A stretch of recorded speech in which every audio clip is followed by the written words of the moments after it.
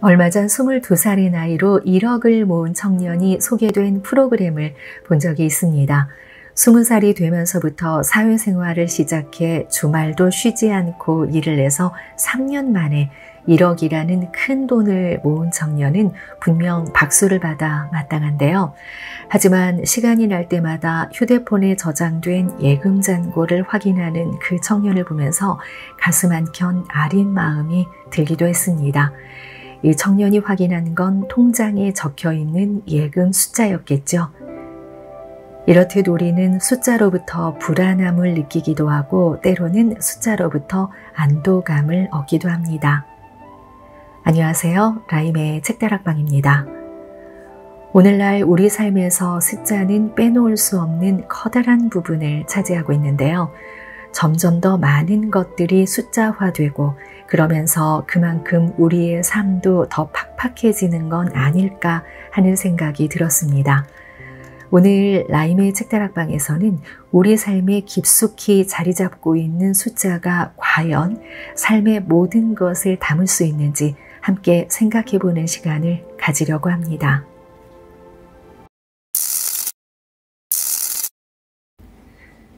우리 일상에서 숫자를 빼면 어떻게 될까?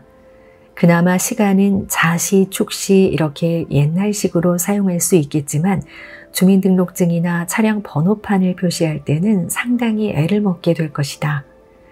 시험이라도 있는 날에는 수험번호가 적혀 있는 수험표 대신 그 수험생을 증명할 수 있는 다른 무언가를 찾기 위해 골머리를 썩게 될 것이다. 이렇듯 숫자는 무언가를 명확하게 표현할 때 가장 편리한 수단으로 많이 사용하는데 그러다 보니 한 사람을 소개하고 평가를 할 때마저도 이 숫자는 빠지지 않게 된다. 집은 몇 평인지, 연봉은 얼마인지, 그리고 몇 cc의 차량을 소유하고 있는지를 통해 그 사람의 경제력을 판단하고 키는 얼마나 되고 몸무게는 얼마나 되는지 등으로 그 사람의 외모를 평가하기도 한다. 어쩌면 우리는 숫자 속에 파묻힌 세상에 살고 있는 건 아닐까 하는 생각도 든다. 어린 시절 수음이한가로 쓰여지던 성적표는 이제 점수화가 되고 대학에 들어가기 위해 아이들은 3당 사락, 3시간을 자면 붙고 4시간을 자면 떨어진다는 말을 수없이 외치며 등급의 소수점까지 올리기 위해 오늘도 책상을 떠나지 못하고 있다. 그렇게 들어간 대학도 또다시 취업을 위해 하나라도 더 많은 자격증을 따야 하고 몇천 명을 물리치고 나서야 겨우 내 한 자리를 차지하게 되는 것이다. 또 결혼을 할 때는 어떤가? 결혼을 위해 등록하는 결혼정보회사에서조차 등록을 하려면 나이부터 몸무게, 내가 가진 자산의 액수, 연봉까지 수많은 숫자를 넣어야 한다. 그렇게 수많은 숫자를 적게 되면 내가 결혼을 할 수 있는지 그 가능 점수가 숫자화돼서 나오게 된다. 우리 일상에서 유용하게 쓰이는 숫자가 이렇게 또 다른 한편으로는 한 사람을 평가하는 자료로 쓰이기도 한다는 게 요즘의 씁쓸한 현실이다. 하물며 우리는 가위바위보를 할 때마저도 3세판이라고 하면서 기본 3번은 하고 있지 않은가. 언젠가 인터넷에 떠돌고 있는 각 나라별 중산층의 기준이 나와 있는 글을 본 적이 있다. 여기에서 우리나라와 다른 나라들과의 차이점을 찾을 수가 있었다. 우리나라에서 중산층으로 사는 기준은 부채 없는 아파트 30평 이상 소유하고 있고 한 달 월급이 500만 원 이상, 자동차는 2000cc급 중형차 소유, 통장에 1억 원 이상을 보유하고 있어야 중산층이라고 칭했다. 재밌는 건 조선시대에도 중산층이 있었다는 건데 그 기준이 두억 한 집에 두어이랑 논밭, 겨울 소못에 여름 배옷이 두어 벌 있는 사람들, 서적 한 시렁, 검은고 한 벌, 햇볕 쬐일 마루 하나, 차 다릴 화로 하나, 봄경치 찾아다닐 나귀 한 마리를 가진 사람들을 중산층이라 했다고 한다. 이렇듯 조선시대건 지금을 살아가고 있는 시대건 우리의 사는 기준에는 숫자가 빠지지 않는다. 그렇다면 다른 나라의 중산층의 기준은 어떨까?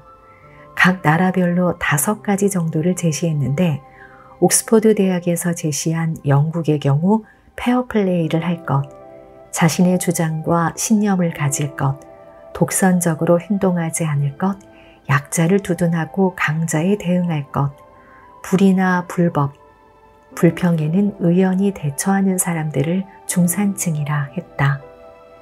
미국의 경우도 자신의 주장을 떳떳이하고 사회적 약자를 도우는 사람, 부정과 불법에 저항할 줄 아는 사람을 중산층이라 말했고, 프랑스의 경우는 외국어 하나 정도는 할 수 있을 것, 즐기는 스포츠를 갖고 있고 다룰 줄 아는 악기가 하나 정도는 있는 사람들, 그리고 근사하게 대접할 수 있는 한 가지 정도의 요리 실력을 갖추고 있는 사람, 여기에 꾸준히 봉사활동을 하는 사람들을 중산층으로 꼽고 있다. 이렇듯 우리나라 기준에서는 빠짐없이 등장하던 숫자가 다른 나라에서는 찾아볼 수 없는 것이다.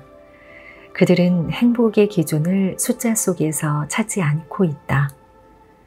반면에 숫자의 삶 속에 놓여져 있는 우리는 누군가와 쉴 새 없이 비교하며 서열을 매기고 그 숫자 안에서 끊임없이 자신의 위치와 서열을 확인하곤 한다. 하지만 과연 우리의 삶을, 우리의 인생을 숫자로만 측정할 수 있을까? 나는 나대로 살기로 했다의 김수현 작가는 이렇게 말하고 있다. IQ가 지혜를 측정할 수 없고 친구의 숫자가 관계의 깊이를 증명할 수 없으며 집의 평수가 가족의 화목함을 보장할 수 없고 연봉이 그 사람의 인격을 대변할 수 없다. 삶의 가장 본질적인 가치는 숫자로 측정되지 않는다. 그러니 만약 당신이 우월한 존재가 아닌 비교할 수 없는 존재가 되고 싶다면 여러분의 삶에서 가장 먼저 숫자를 지워야 할 것이다. 우리가 이렇게 숫자를 좋아하게 된 것은 어쩌면 명확한 답이 떨어지는 대화를 좋아하기 때문은 아닐까 하는 생각도 들었습니다. 물론 숫자가 있어 많은 편리함과 문명이 이루어진 것은 사실이고 숫자 세상에서 많은 것을 누리고 있는 것도 사실인데요. 하지만 숫자로 측정된 값어치만을 따지지 않고 숫자화되지 않는 가치를 찾아갈 때 여러분의 꽉 채워진 진짜 행복이 만들어지지 않을까요? 라임의 책다락방 다음 영상 기다려주세요.